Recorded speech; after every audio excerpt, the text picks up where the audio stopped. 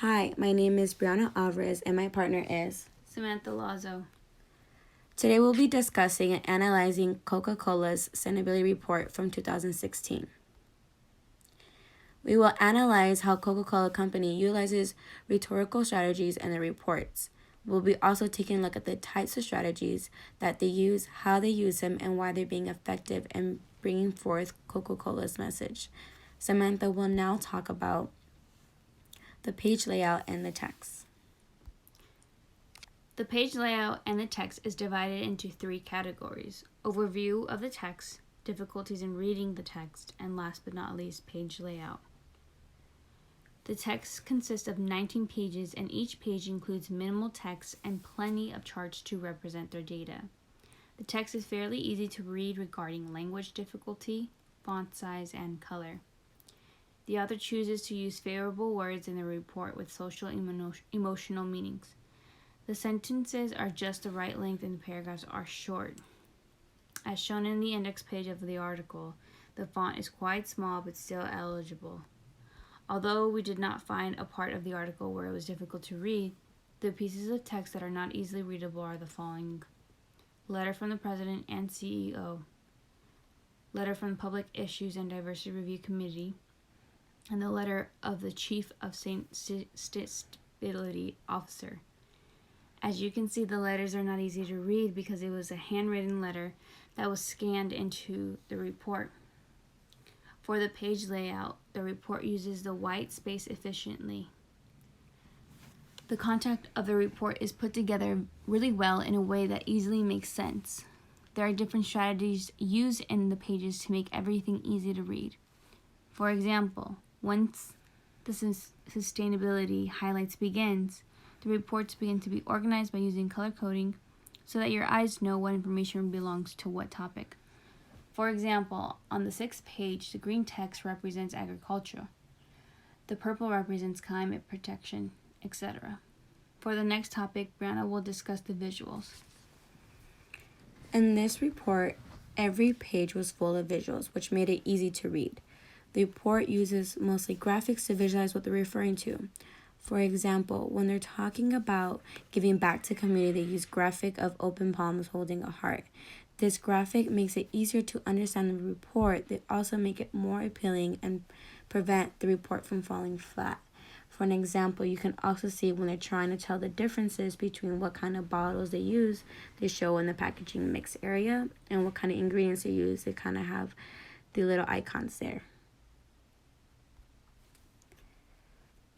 For the next topic is credibility, and I'll be discussing how Coca-Cola established their credibility in the report.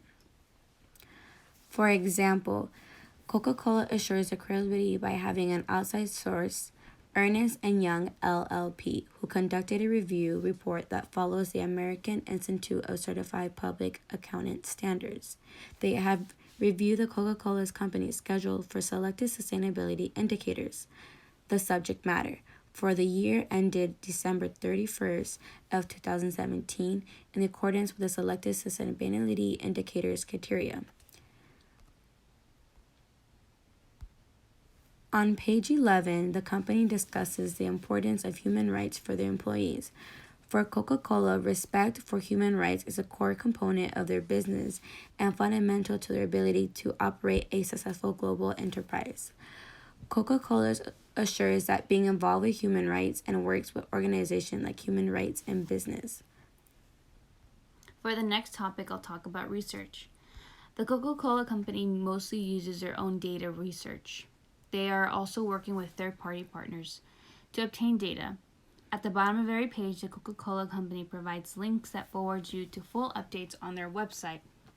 At the time of releasing the report, the research is 1 year old. I'll be discussing persuasion and how Coca-Cola tries to persuade their audience.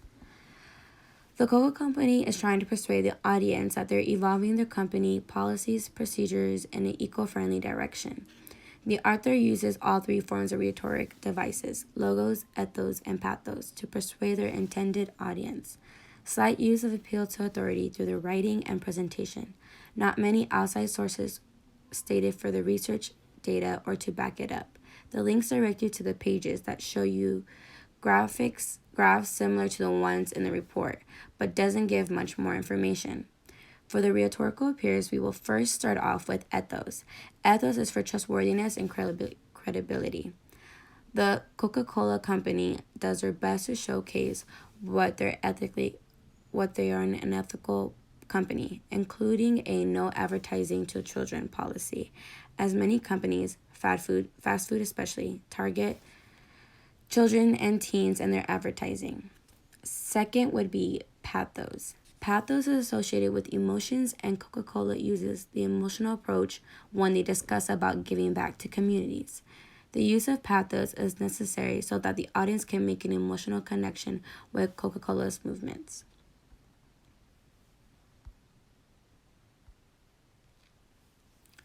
Third would be logos, and logos is tied with logic, facts, and reasoning. In this section, the company shows the reader how they are trying to reduce the carbon footprint by using statistical facts. The use of logos is necessary so that audience know that it's being used, presented is logical and factual. Samantha will be finalizing our analysis with our conclusion. The rhetorical strategies used in Coca-Cola's sustainability report are ethos, logos, and pathos.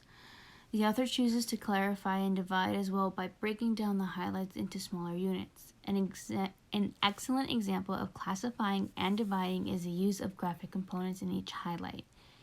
The author chooses to compare and contrast amongst the company by noting the difference between their 2016 progress and their 2020 goals.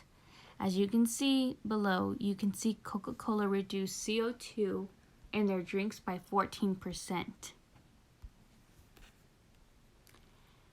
Finally, for discussion, to what extent are the strategies used effective? These strategies are effective because they work together to create a clear and concise report. They use rhetorical devices such as ethos, logos, and pathos, make it easier for the audience to find connections with the company and follow the report easily. Thank you so much for your time, and this is the end of our presentation. Thank you.